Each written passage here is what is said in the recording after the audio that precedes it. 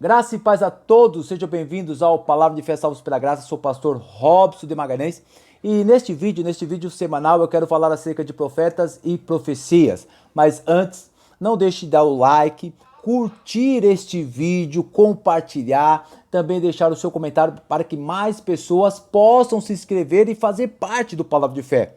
Então eu peço humildemente que compartilhe nos grupos de WhatsApp, compartilhe também no Facebook, para que mais pessoas possam conhecer o nosso trabalho.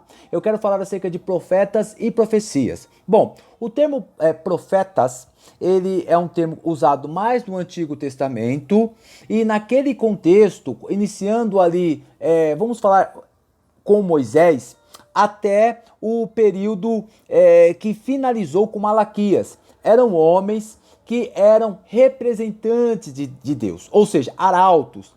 Esses homens, eles proclamavam as palavras de Deus.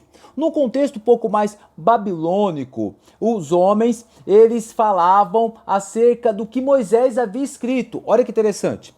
Quando a gente olha para Isaías, Jeremias, Ezequiel, nesta ordem cronológica, até os profetas menores, eles sempre falavam desta forma: assim diz o Senhor, conforme está escrito no livro tal, escrito por homem tal. Muitas vezes, obviamente, por Moisés, que foi o escritor majoritário dos 5 primeiros livros. O que eu quero dizer a vocês? Que o termo profeta do Antigo Testamento, ele tem duas ideias. Primeiro, homens que proclamavam as próprias palavras de Deus, oriundas da onde? Do próprio Pentateuco. Ou seja, eles olhavam para o Pentateuco e diziam assim: por causa desses pecados, por causa dessas desobediências, vocês vão arcar com a consequência. No Antigo Testamento também, estes homens, eles proclamavam fatos futuros, por conta da desobediência. Percebo, portanto, que não existiam essas profecias que Deus vai te dar livramento, que Deus vai te dar vitória, essas profecias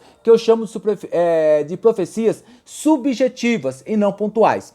Já no Novo Testamento, também o termo profetas, no grego, é muito semelhante ao Antigo Testamento. No Novo Testamento, os profetas citavam o Antigo Testamento, bem como eles pronunciavam eventos futuros. Então, tudo é muito semelhante, inclusive haviam profetisas, tanto do Antigo como no Novo Testamento. Atualmente, existem profetas? Sim, semelhantes ao Antigo e Novo Testamento. A partir do momento que eu pego a minha Bíblia, abro o meu texto sagrado e começo a pregar o Evangelho dizendo o seguinte: olha, se vocês obedecerem, vamos herdar a vida eterna. Se nós obedecermos, nós herdaremos a vida eterna. Se nós não obedecermos, nós receberemos a condenação eterna. Portanto, eu passo a ser um profeta, um arauto de Deus, um representante de Deus.